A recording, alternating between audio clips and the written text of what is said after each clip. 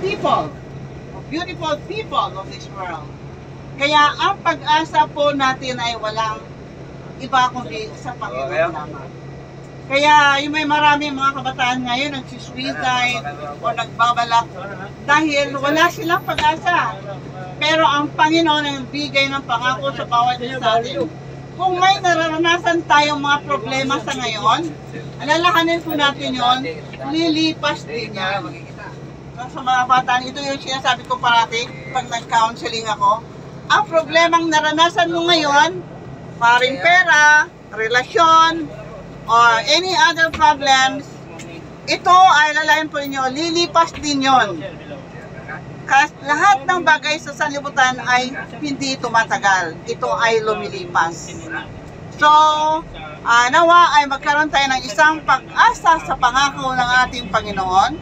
He's preparing a mansion for you and for me. He's preparing the best place for you and for me in heaven. So matuwa tayo, magalak tayo na ang Panginoon ay tapat and He is coming soon. Ang ito yung pinahanong pangako ng Panginoon. Babalik siya at babalik para tayo ay tatanggapin niya doon sa kanyang inihandang tahanan. Sana maging isang challenge sa bawat isa sa atin ang ating napakinggan. At kung may mga panalangin po kayo sa umagang ito, pwede nyo iset sa inyong isip, ibigay nyo sa Panginoon habang nanalangin at umaawit ang aming kasama dito. Kayo ay mag-iisip ng isang problema o isang burden sa inyong mga isipan na ipainlang nyo sa Panginoon sa oras nito para ito ay mailagay sa trono ng ating Panginoon at bibigyan niya ng solusyon ang ating mga problema. So ulit, pong sasabihin, great is your faithfulness, Lord, unto me. Thank you for showing how special I am in your sight. Thank you, and may God bless us this morning.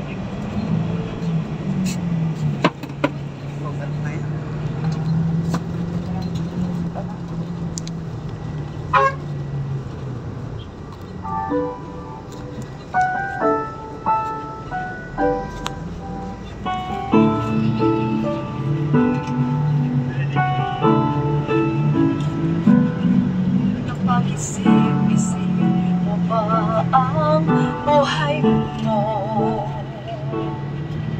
Bakit ka inilagay sa mundo ito? Kung saan ka nang galing, kung saan ang patutunguhan, may dahilan kahit hindi mo ito alam. Ano kaya ang iyong gagawin? Ipagpatuloy mo ba iyong mga gawain? Kung mababago ka ay simulan mo na ngayon. Tutulungan ka ng Panginoon. Lumapit sa Kanya, ibigay buong sarili mo sa kaluluwa.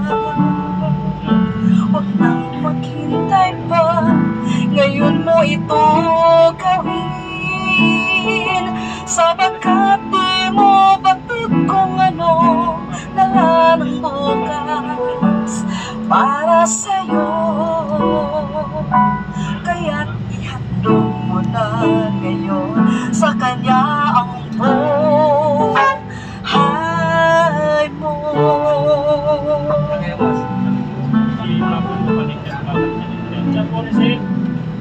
Buhay natin ay pansamantala. Sa isang saglit ika'y buhay, tapos wala ka na.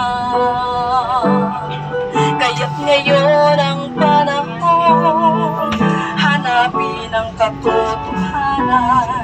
Sa Diyos lang ang may buhay, na walang hanggan. Lumapit sa Kanya,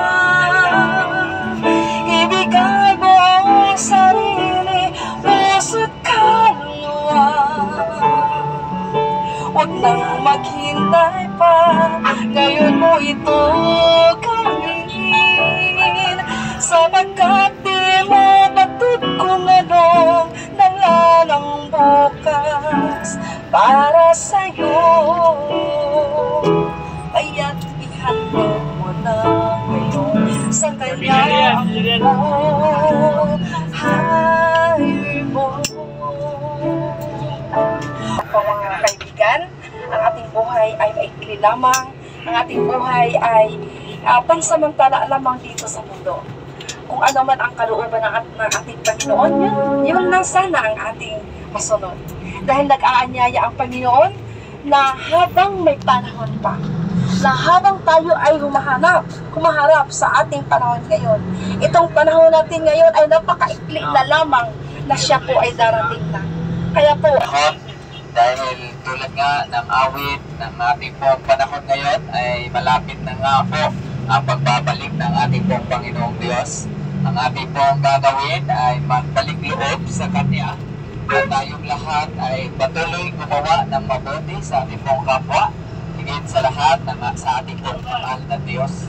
Dahil ang ating pong kaligtasan ay pagkakaloob po ng Diyos ayon po sa ating pong mga mabuting mga ginawa, at ito po ay biyaya at habag kaloob ng ating pong Panginoong Diyos, at hindi po natin ito magagawa sa ating pong sarili kung hindi sa kalooban at habag ng ating pong. Salamat po Panginoong Diyos sa inyong pong patuloy na patnubay sa aming pong paglilingkod ng inyong pong mga salita sa aming pong kapwa mga pasahero sa loob ng bus na ito. At ang aming pong patuloy na dalangin ng lahat ng aming pong mga kababayan sa loob ng bus na ito, patuloy na pagpalain sa buong maghapon. Gayon din naman ang bus, driver at conductor. Ito po ang aming hiling sa pangalan po ng Panginoong Jesus. Amen.